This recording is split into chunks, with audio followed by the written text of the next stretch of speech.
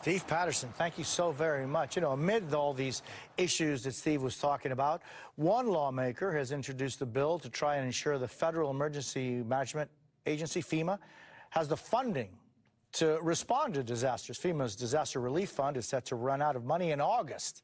Joining us now is Democratic Congressman Jared Moskowitz of Florida. He is the former Emergency Management Director for Florida and is behind this proposal. Congressman, it's great seeing you always. So let me get this straight. So we're just starting the hurricane season, the Atlantic hurricane season, right? June 1st through November. It's already a mess out there. You got wildfires everywhere. Steve Patterson is talking about 23,000 acres burned just in New Mexico. And FEMA is about to run out of money? Yeah, it's deja vu all over again. Thanks, Jose. Thanks for having me and talking about this. This is exactly what happened last year.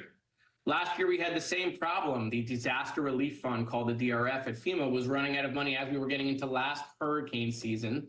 And we needed about $12 billion to shore up that fund. And then we had the Hawaii fires, the horrible fire in Hawaii, which then obviously, bumped that number up to over $14 billion to shore up FEMA's disaster relief fund. I went out to Hawaii with former Speaker Kevin McCarthy to tour that damage, to really press upon Congress to make sure that we go ahead and pass a FEMA supplemental. We actually did that last September.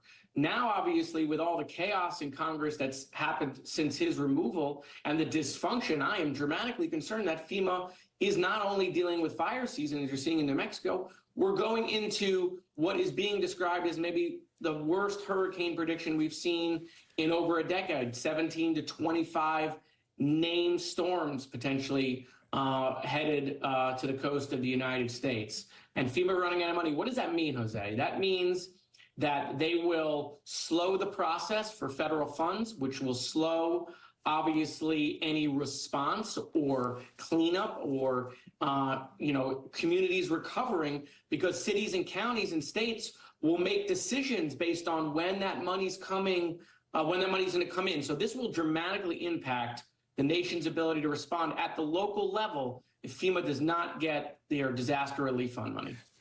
So, Congressman, what does your bill include, and why the heck is this not just commonly put in as just a regular thing?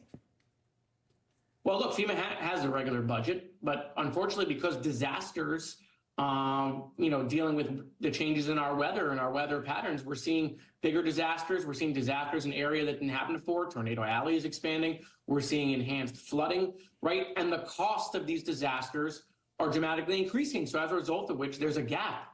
And so that's why FEMA needs a supplemental. By the way, we've passed these supplementals in the past. There was a Sandy supplemental after Superstorm Sandy. There was one after Hurricane Harvey in Texas. These are normal, but usually it happens, right? We don't wait until we're in the middle of hurricane season to do it. The Speaker could take my bill up tomorrow, right? Put it on the floor. We could vote on it, send it over to the Senate, and get disaster funding. This is a bipartisan, bicameral issue. We've had sponsors, Republican sponsors in the Senate, Marco Rubio and Rick Scott in the past, trying to make sure FEMA has the resources. But, look, we also have a vote on the budget coming in September about whether or not we're going to keep the government open. And I'm worried that FEMA is going to get caught in the crosshairs. Well, it doesn't make any sense for this bill not to be put on immediately, but let's, see what happens on that one. Congressman, I want to take advantage of your time, and I want to turn your attention to the Supreme Court. President Biden just released a statement on the Supreme Court's Rahimi gun decision today that he and Vice President Harris will, quote, continue to call on Congress to further strengthen support, protections for survivors, and to take action to stop the epidemic of gun violence tearing our communities apart. What's your reaction to that? Well, look, I think the Supreme Court got this decision right after the shooting at my high school, Marjory Stoneman Douglas. We passed the Marjory Stoneman Douglas School Safety Act. We did a number of things in that bill, but one of the things we did was red flag laws, risk protection orders. At that point, Florida was only the 6th state in the nation to do that. And since that time, in the 6 years that that's been in place, law enforcement has used risk protection orders over 12,000 times here in the state of Florida. That means law enforcement deemed someone a danger to themselves or a danger to others and was able to confiscate their weapons. They get due process. They get to go in front of a judge to show that that they should get those weapons back. But this works. This is a tool that helps keep guns out of the hands of people who are mentally ill, or guns into the hands of people that are a danger to the community.